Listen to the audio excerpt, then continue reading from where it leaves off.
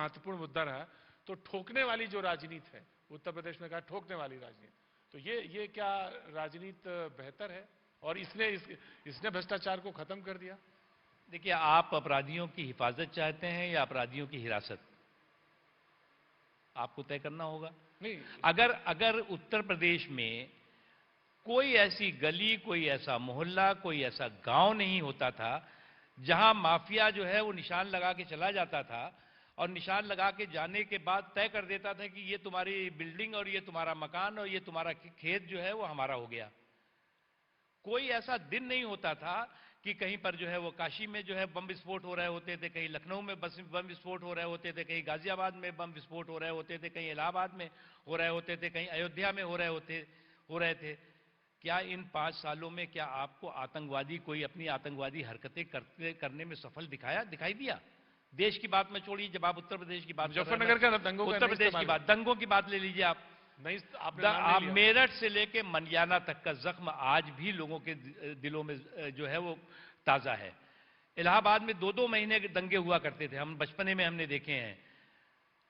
अलीगढ़ में दंगा होता था तो आगरा में दंगा होता था, वाराणसी में दंगा हो रहा होता था, और ये 1-2 दिन का नहीं, 2-2 महीने हुआ करते थे और सैकड़ों बेगुनाहों की जाने जाती थी। कोई दंगा होता है तो इंसान सिर्फ नहीं मरता, इंसानियत का भी कत्लेआम होता है। अगर योगी जी ने आने के बाद दंगों पे लगाम लगाया, दबंगों पे लगाम लगाया, आतंकवादियों पे लगाम लगाया, तो ये तो स्वागत योग्य है भैया। इसमें वोट का विषय नहीं है। नहीं, ये बात तो समझ में आती है, नहीं, ये बात तो समझ में आती है, सबका साथ, सबका विश्वास। तो विश्वास वाला शब्द जो है वो ठोकने वाली राजनीति का पूरक है या अलग अलग है या एक ही है? समझने में बताइए। मैंने आपको बहुत ही ठोको पीटो तो मैं ज्यादा जानता नहीं क्यों अभी तो आपने थोड़ी देर पहले एक्सप्लेन किया मुझे। लेकिन मैंने एक आपको बात बताई, हाँ, कि आप अपराधियों की हिफाजत चाहते हैं या उनकी हिरासत चाहते हैं, ये तो यूपी के लोगों को तय करना है। और अगर आपको शांति, सुकून, इस बात का एहसास हो रहा है कि आज कोई भी दबंग, कोई भी अपराधी, कोई भी माफिया उसके घर में उसके बच्चे को ले जाकर के फिरौती नहीं मांगेगा, उसके घर को जो है वो अपने कब्जे में नहीं ले लेगा, उसकी दुकान को अपने कब्जे में नहीं ले लेगा, तो ये एक बहुत बड़ा परिवर्तन है। सामान्य लोग अपनी जिंदगी जीना चाहते हैं, स्वतंत्रता के साथ, सुरक्षा के साथ जीना चाहते हैं, और उसको लेकर के कई लोग जो है सवाल भी करते हैं। ये ऐसे लोग हैं जैसे समाजवादी पार्टी ने कहा कि लोकतंत्र खतरे में है।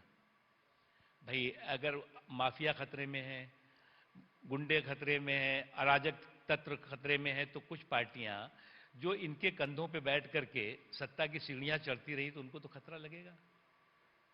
नहीं, तो राजनीति उत्तर प्रदेश में जो इस वक्त है मौजूदा, उसमें कांग्रेस ने जिस तरह से तेजी के साथ, लोगों ने कहा कि तेजी के साथ आगे बढ़ी है, तो उसमें तो आपका तो बेहतर लग रहा है कि स्थितियां बेहतर हैं कि सीधी फाइट ना हो। देखो भैया, Congress party grand old party है। ग्रैंड ओल्ड, सबसे पुरानी, बहुत पुरानी, अब इतनी पुरानी कि हम लोगों को याद भी नहीं कितनी पुरानी लेकिन ये आज की तारीख में परिवार के घोंसले और पप्पू के चोचले में सिमट गई है। और जो पार्टी परिवार के घोंसले और पप्पू के चोचले में सिमटी हो, अब आप बताओ, कांग्रेस पार्टी में, ग्रैंड ओल्ड पार्टी में काफी अच्छे लीडर भी हैं, ऐसा नहीं है कि लीडर्स उनमें कमी है, लेकिन उसमें है कौन? उसमें एक भाई साहब है, एक बहन जी हैं। आप परिवार पे इतना ज्यादा क्यों? हम परिवार पे नहीं कर रहे हैं, परिवार में पप्पू शब्द का इस्तेमाल क्यों करते हैं? परिवार में सिमटी हुई है साहब। पप्पू शब्द आप ये बताइए जी, ग्रैंड ओल्ड पार्टी में कुछ सीनियर लीडर भी तो होंगे, कुछ अच्छे लीडर भी तो होंगे। आज जिस पार्टी को अपना नेशनल प्रेसिडेंट नहीं चुन नहीं पा रही हो, उसके पास जो है अपने पार्टी के प्रेसिडेंट, नेशनल प्रेसिडेंट के लिए जो है वो कार्यकर्ता ना हमारे पास तो है। हमारे यहाँ तो जो जमीन के आखिरी पायदान का कार्यकर्ता है वो राष्ट्रीय अध्यक्ष भी हो सकता है, जो आखिरी पायदान का कार्यकर्ता है वो प्रधानमंत्री भी हो सकता है, जो आखिरी पायदान का कार्यकर्ता है वो मुख्यमंत्री भी हो सकता है। जरा आप बताइए।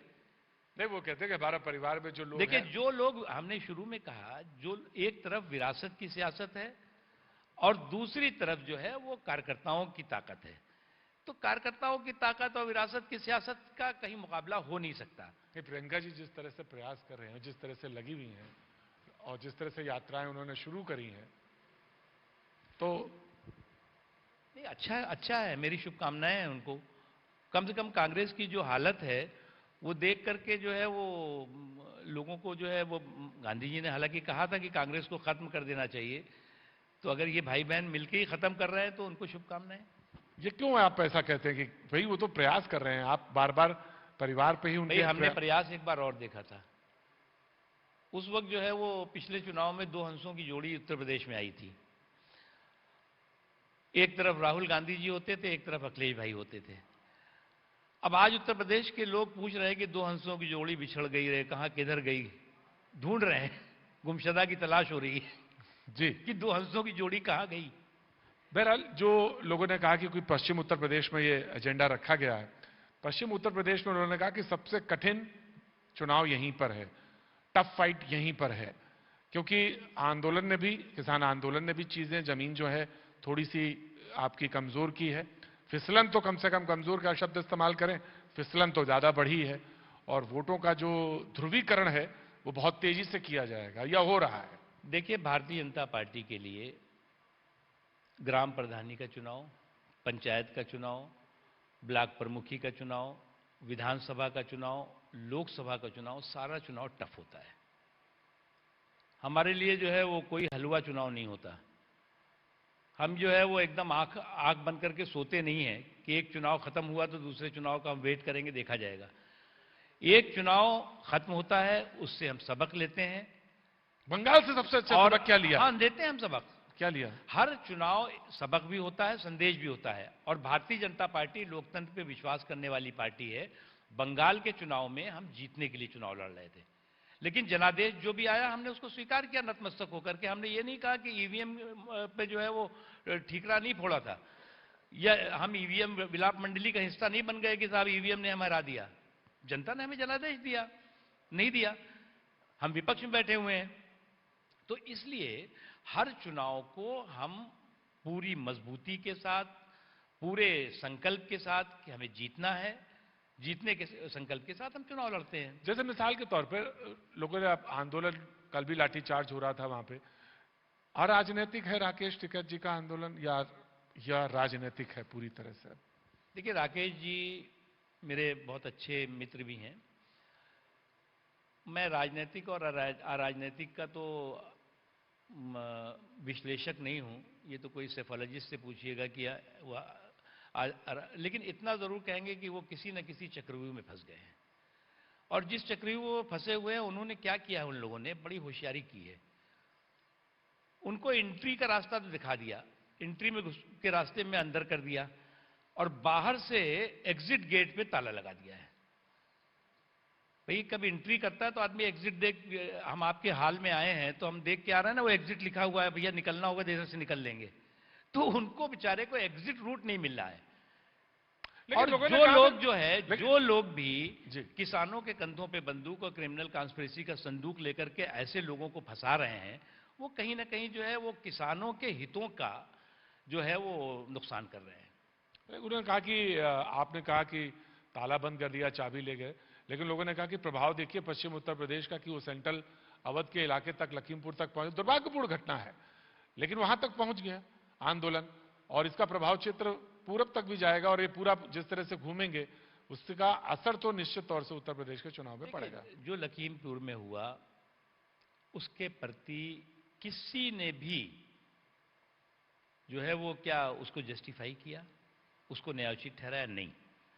जो भी जिम्मेदार है, कानून ने अपना काम शुरू कर दिया है, और कानून के तहत जो भी जिम्मेदार है, कोई भी हो, बड़े से बड़ा हो, छोटे से छोटा होगा, उस पर कार्रवाई होगी। इसमें कहीं कोई कंफ्यूजन नहीं है, किसी तरह का कोई कंट्रडिक्शन नहीं है। हमारे किसी पार्टी के नेता, किसी भी मंत्री ने, किसी भी सरकार ने जो कुछ लखीमपुर में घटनाक्रम हुआ है उसको कभी भी न्यायोचित नहीं ठहराया। एक चीज। अब दूसरी चीज क्या है? दूसरी चीज क्या है कि एक पॉलिटिकल परेड शुरू हो जाती है। पॉलिटिकल परेड शुरू होती है कि साहब इसको हटाओ, इसको रखो, इसको जेल भेजो, इसको अंदर करो, इसको बाहर करो। अरे भाई, कानूनी प्रक्रिया चल रही है। अब कानूनी प्रक्रिया पर उसके साथ इस्तीफा नहीं होना चाहिए, मंत्री जी का इस्तीफा नहीं होना चाहिए। जो कुछ होना होगा, कार्रवाई हो रही है, होगा, आप चिंता मत करिए, कार्रवाई हो रही है। बहुत बहुत शुक्रिया, थैंक यू सो मच। बहुत वाकपटु है और अपने जवाब में तुकबंदी का एक अलग अंदाज और एक अलग